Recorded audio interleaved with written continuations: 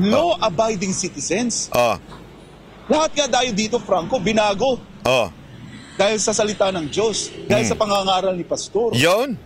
Tapos ganito yung ginagawa nila. So, tinatanong natin, saan yung logic ng pagkakaroon ng grabe yung umuulan na, talagang punong-puno, talagang nandun pa rin yung mga, saan nga nakakita na ang mga HPG nakatambay? Ang HPG, hindi ho yan usually pag may operation lang. Yung mga HPG nakatambay, umuulan na yan buti nga sa inyo. Pinaalis na kayo ng Diyos dyan, ayaw nyo pang umalis di ba? Mga heavily presence ng mga Philippine National Police ng iba't ibang unit. Ito mismo live na to. Natin, iba't ibang unit ng PNP. Talagang nagpo-provoke sila talagang maglalagay pa sila ng poster dun sa harap Talagang nang babastos sila. Yan po ang ginagawa nila, pambabastos talaga, walang respeto. Alam mo, kayong mga putang ina ninyo, kayong mga pulis na naandyan, sorry pero binabastos nyo yung mga nasa KOJC. Sila po, naniniwala ho sila sa pinapangaral ni Pastor Kibuloy. Galangin nyo naman.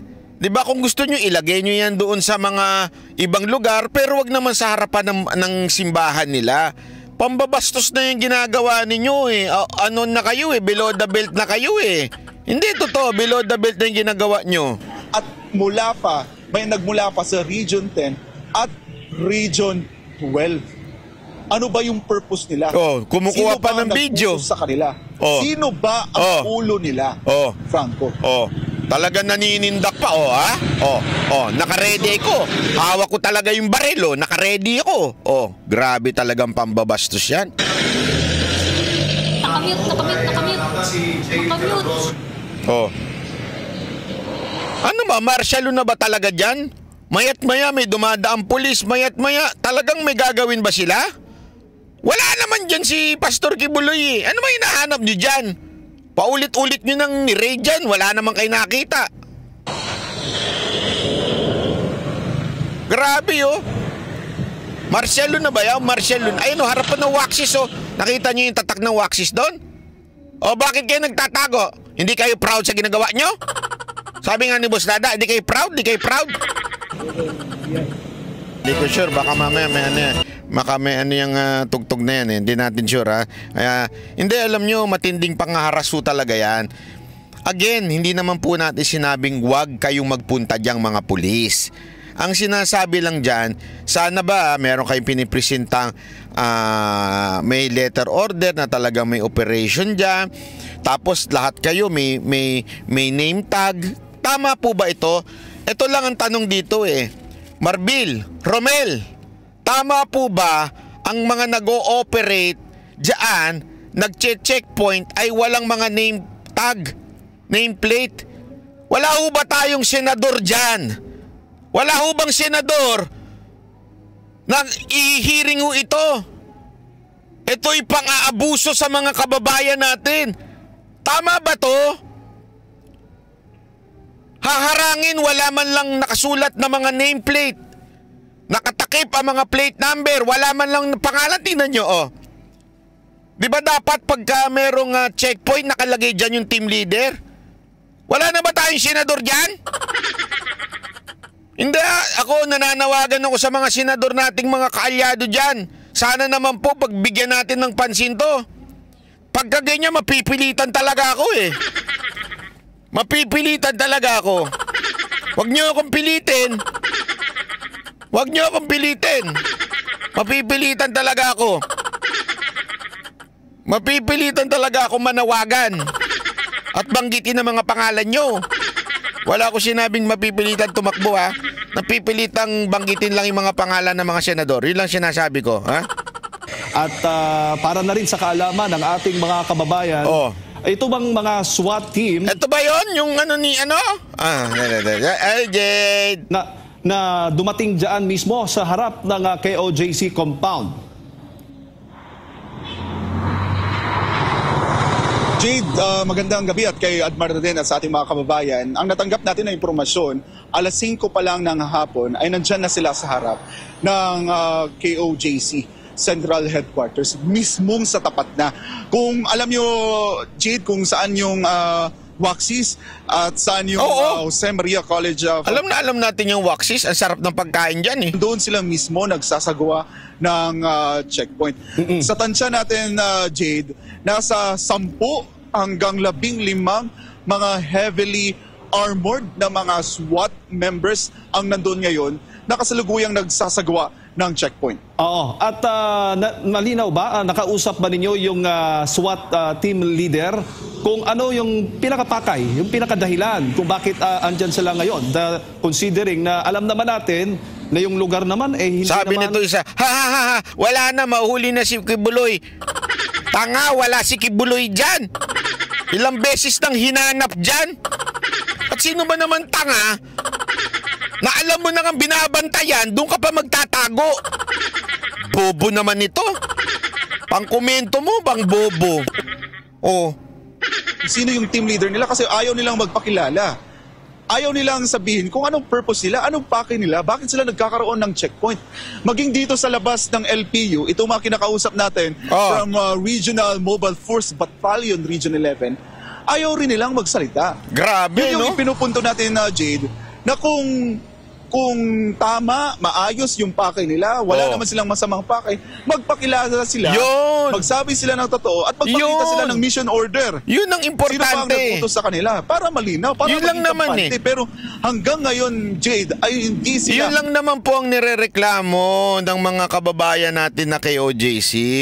Yung magpakita lang, magpakilala lang sila. Kasi ganyan, pagka ganyan, walang accountability. Paano kung bigla na lang mamaril yan? Halimbawa, may gawin na lang yan. Walang mga pangalan, hindi natin kilala. Saan sila? Nakatago yung mga, pati plate number, nakatago. Di ba? Pati yung mga pangalan, nakatago. Yun lang naman eh. Magpakilala lang sila. Wala nang problema. Di ba? Magpakilala lang. Matapos silang maglagay nung isang araw lang ng wanted signage dito sa harapan natin na pamabastos na sa atin dito sa Kingdom of Jesus Christ. Ngayon naman ay may mga grupo ng SWAT na nasa harap natin na conduct ng checkpoints. Pero sa mga oras na to, inalis nila yung checkpoints at lumakad na papalayo sa atin yung mga SWAT. Sigaw ng mga tao dito ngayon ay walk of shame daw dahil napaka-illegal nung kanilang ginagawa na pagpunta dito. Una, hindi nagsasalita, naggabi na, naka-shades pa sila, naka-mask, fully armed, at walang maipakitang mission order, Jade. Oo, dahil nakapagtataka din, Jean, kung andyan... Dalawa po kasi yan mission order or letter order. Depende po may iba-iba ho yan. Pero wala ho silang pinapakita. Yun lamang po ang punto ng mga taga kay OJC. Respeto naman, Marbil, Romel, mas respeto. Romel, isa lang ang tanong ko sa'yo. Tama ba to? Walang mission order, walang letter order, walang nameplate, walang plate number yung mga sasakyan, walang pangalan ng team leader. Sir, Romel, Marbil, tama po ba yun?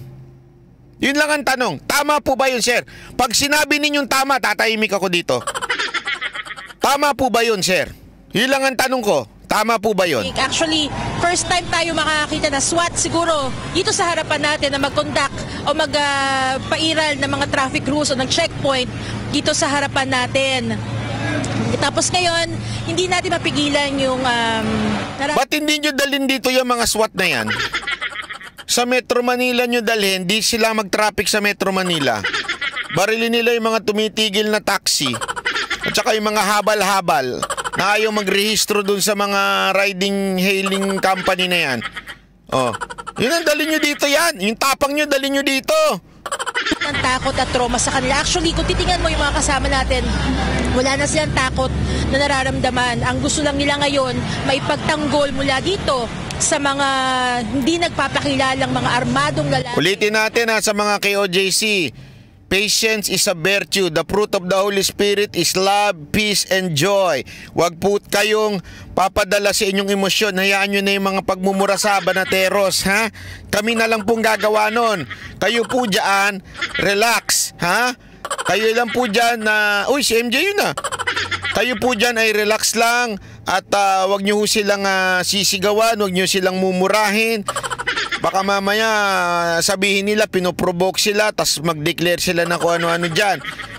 bigyan nyo na lang ng tinapay. Sabi nga nila, pag binato ka ng bato, batuin mo ng tinapay. Pero siguraduhin mo matigas yung tinapay. Hindi, biro lang ha. Huwag mong ganon, ha? Mamando ng traffic dyan sa labas ng KOJC compound. Yes, Jay, tama ka dyan. Kanina, pinilit Hindi parang mga NPA, para mga terorista kasi walang mga pangalan eh. Di ba? sagot, nakatahimik sila. Meron kanina parang naka-uniform ng CIDG staff yan. Babae, tinanong natin kung bakit sila nandito. Kahit kaharap mo na, Jay, hindi talaga, hindi makatingin ng diretso. Ay, grabe, oh. Hindi makasalita. Walang sinasabi. Ni Bastos talaga eh, no? Hindi man lang, alam mo yun, Sir, Mr. Romel Marbil, hindi ba pa pwedeng sabihin nila, ay kami po ay taga-region sa camp ganito kami galing, kami po ay pinadala at inutos di ganito at para magbantay ng kapayapaan dito sa Davao. Ako po ang team leader, ito po ang pangalan ko at ito po ang mga kasamahan ko. Wala po kaming harm na intensyon sa inyo.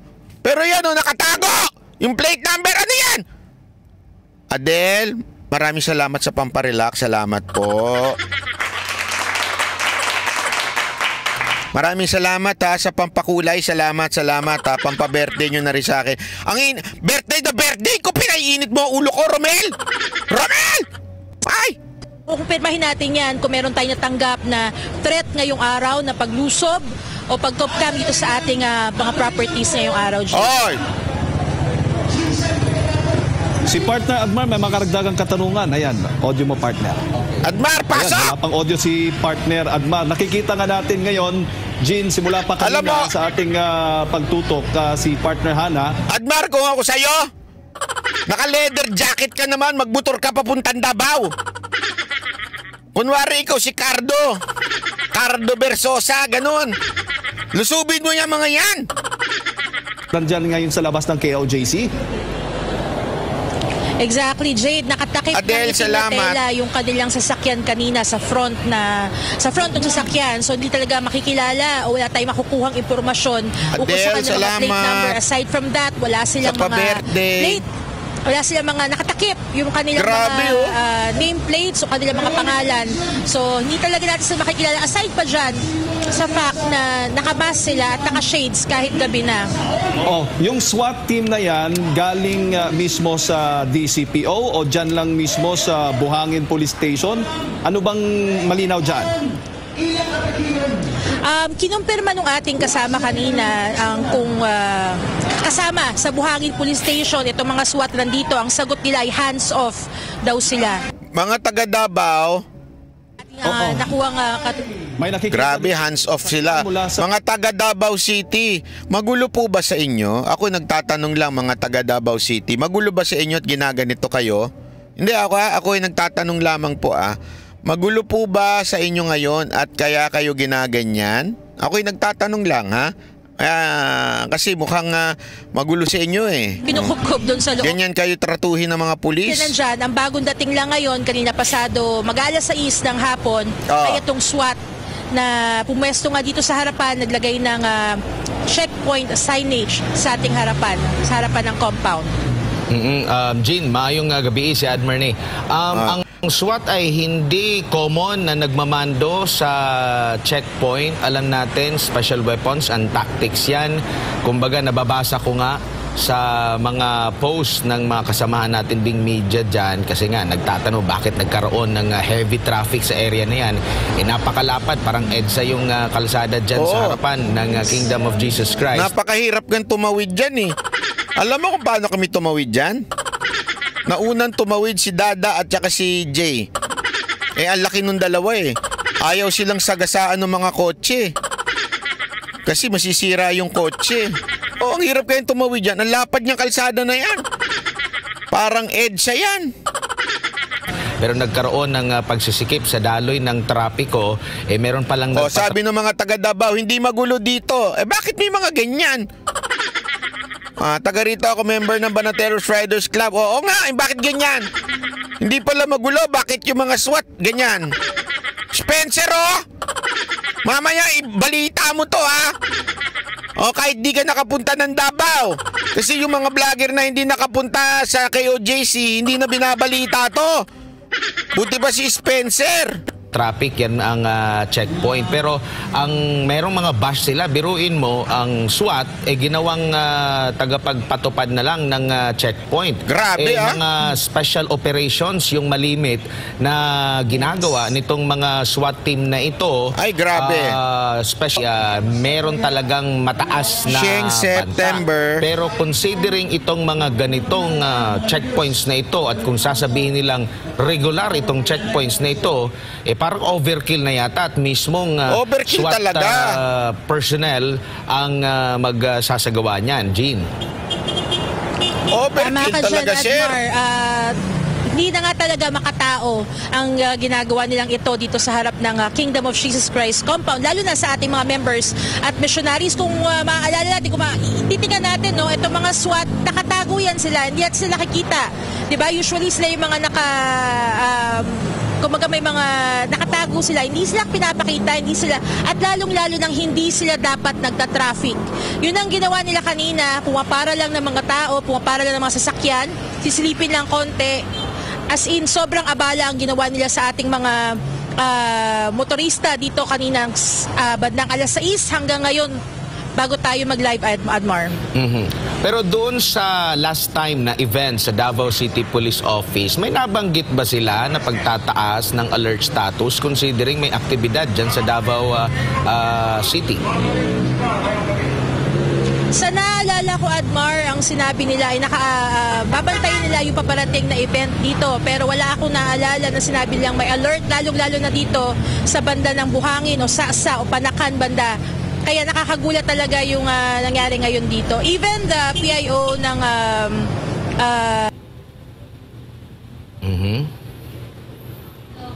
Okay, balikan lang natin si partner Jean. Ang susunod nating itatanong, kung regular ba na every kadayawan ay nagkakaroon ng ganyan? Kasi sa ilang taon ko rin dyan sa Davao City, pag nagkakaroon ng kadayawan, wala namang ganyan na katindi na checkpoint, no? At sa nakalipas din ng mga kadayawan festivals, nagiging matiwasayin lang din naman ang celebration kahit walang ganyan kasobra-sobra na operation ng pambansang pulisya. Wala rin tayong narinig na anumang mga pag-atake ng mga terorista kasi maintindihan natin, di ba? Kung meron talagang banta mula sa mga terorista na meron talagang ganyan na ide-deploy ng mga otoridad. Wala po tayong mga naririnig. Siguro kahit dyan sa banda sa Mindanao area, wala tayong mga naririnig ulit, no? So far na mga encounters. Grabe, no? Kaya ay yung mga mga terorista dati na namamayagpag, yung ASG, yung sa mga... Ito po, live ho ito ha. Live ho itong nagaganap mismo sa harapan ng KOJC. Live po ito. Live po itong nagaganap. Mula sa PNP sa Kanina, CIDG, yung video kanina. ay biglang naglagay ng Hindi yan. hagdanan at pumasok bigla-bigla. No, Ito mga to. Sa ating mga Yan, live po yan. Ha? nagpaalam. Saan ba yung tinatawag nating pagrespeto doon? Mismo kasi pribadong lugar yan. So dapat maging maayos naman, maging mapayapa at gawin malinaw doon sa mga nakatira mismo sa loob. Sabi nito, si musikero naka-live din po. Opo, kaya lang problema, hindi ko naman kilala siya. Baka mamaya hindi ko pa pwedeng i-post sa kanya dito yung video. Gusto ko sana i-post, kaya lang hindi ko siya kilala. Baka mamaya i-copyright ako nun eh. Kaya ito na lang munang sa SMNI ang nilagay ko dito. Ng compound na yan. Kasi tirahan po yan eh. Po ninyo dyan sa KOJC compound. Ang ngayon lang kasi, nagdulot ito ng trauma sa maraming... para lang ito binabalikan po yung nangyari. Bakit ito binabalikan? Kasi sinasabi nga ng mga taga KOJC na trauma na nga sila sa ginawa ninyo. Yung ginawa nitong mga taga... Alam nyo ba, yung pong fire truck na yan, nasa loob po yan ha. Baka akala nyo fire truck ng gobyerno yan. Hindi. Fire truck po ng KOJC yan. Nagbabantay po sa ibabaw yung mga mga taga KOJC. Anyway, yan po ang nangyari noon. Okay? Nililinaw natin June 10 po nangyari yan. Pero ngayon, may nangyayari po sa harapan mismo ng KOJC. Na yun nga ang sinasabi, wala namang masama kung babantayan nyo yung harapan ng KOJC kung trip ninyo. Pero sana magpakilala man lang kayo. Hindi yung naka-ano lang kayo dyan, wala kayong mga nameplate, wala kayong mga plate number ay nakatago, 'di ba? Hindi naman po tama ho 'yun. Sana lang, iyon lang naman ang ano natin eh. Sinasabi natin sa pinuno ng yan ho yung ngayong nangyayari ho sa KOJC po. Ayan. Matiwasay at mapayapa at masaya na mga taga Davao itong Kadayawan. Andyan po kayo at nakikita po ng marami nagdudulot ng kaguluhan yung presensya po ninyo. Importante pong maipahayag po ninyo ng malinaw, magbigay po kayo ng malinaw na pahayag tungkol sa pakay po ninyo, bakit kayo nandyan mismo sa harap ng KOJC compound. Balak ba ninyo muli? Huwag yun ang pansinin yung sapatos ng mga SWAT. Paulit-ulit naman. Oo, naka-rubber shoes. Jordan yun. Huwag mo nang pinapansin. Ang sabi ng tagapagsalita ng Police Regional Office 11 na si Major De La Rey, okay? Wala dang problema. Kinukumpirma nila kung SWAT po yung nagbabantay ng checkpoint, yan daw yung kanilang uniform. At kung nag-checkpoint lang sila, wala naman daw problema. Mismo na ang mga reporters ang nagtatanong sa kanya. So ibig sabihin, itong mga reporters na ito sa mahabang panahon. Sabi niya, pwedeng i-live dito? Huwag na, hindi ko na... Roger, sabihin mo kay musikero, mag-comment siya sa akin dito. Baka mamaya i-copyright niya ako. Mahirap na ma-copyright. Roger! Our job and part of that is crime prevention activities. Bakit nagkakaroon ng ganito katindi para sa crime prevention activities? So ibig sabihin yung mga nakalipas na mga setup ng kapulisan dyan sa Davao City particularly ay walang... Hindi kaya mga terorista ito mga ito? Hindi nagtatanong lang ako, hindi kaya mga terorista? Kasi wala ho sila mga nameplate. Wala namang problema kung talagang totoong pulis sila. 'Di ba? Gladys Nobert, maraming salamat po Madam Gladys Nobert. Madam Glanis, ito si Madam Adele Jenks, sino pa? Si Jemarie Sakay, salamat po. Gladys Nobert, ayan yung mga nagpapakulay sa atin Gladys Nobert, maraming salamat po. Thank you. 2 beses nagpakulay ng pula. Happy birthday! Madam, di ko pa birthday. Malapit na pero di ko pa birthday. Baka mamaya pag birthday ko, malungkot na ako. Joke lang po Happy birthday, salamat po. Hindi, ayun po ang gusto lang natin sabihin po ito. Wala naman pong problema kung sakasakaling lehitimo yan. Kaya nga inaalam di ba? Pwede daw i-relive. Sabi mo yan, Albert Miranda kilala ko kasi yan Kaya sige, hanapin natin ngayon yan.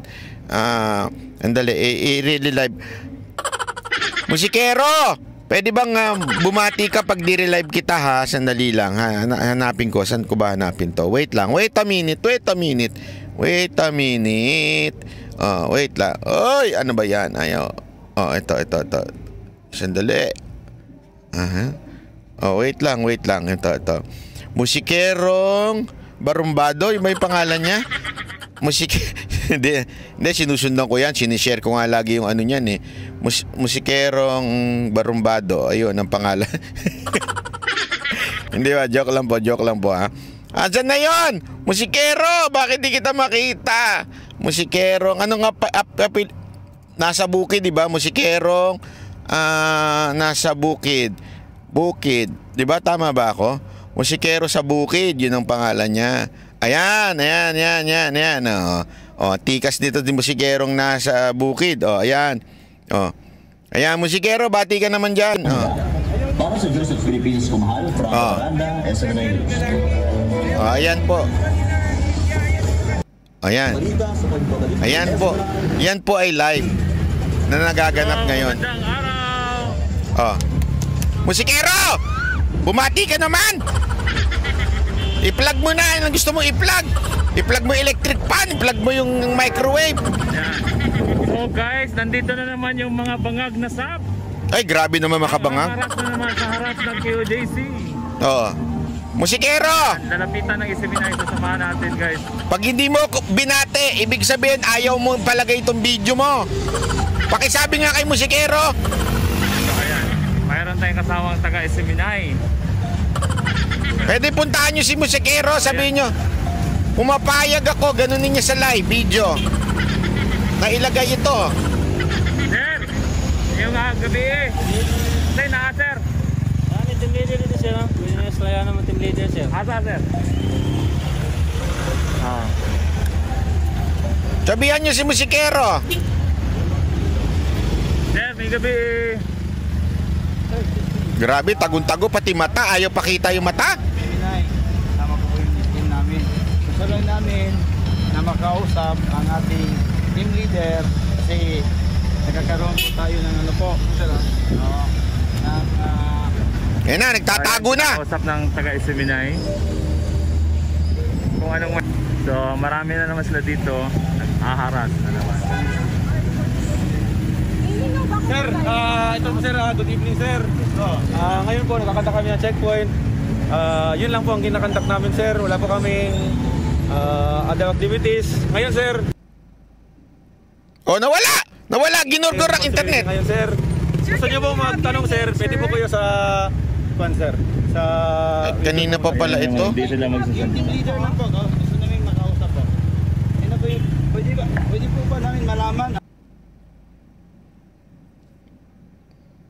Ay, naputol. Naputol. Yung internet ni ano. Wait lang, ba't naputol? Naputol. Ano nangyari? Musikero, ano nangyari? Bakit naputol yung live mo? Sorry naputol. Hindi pala yun yung live niya. Wala na siyang live. Wala na. Ayan, yan, yung live. Oh, ayan. Ano, ni Boss D Burger. Oh. Ang sarap yan. Oh, nag-promote na. Ngayon. Ngayon, sinong... Boss, grabe nung pagmumukha niyan. Ang pangit naman ng Boss D Burger niyan. Sabi natin na po kayo. Okay. Nakapay ako at the same time, ita-charge ko na yung phone ko. So, ayun. Oh, ayan ang Waxis Burger. Hindi po ito advertisement ha. Talaga masarap lang dyan. No.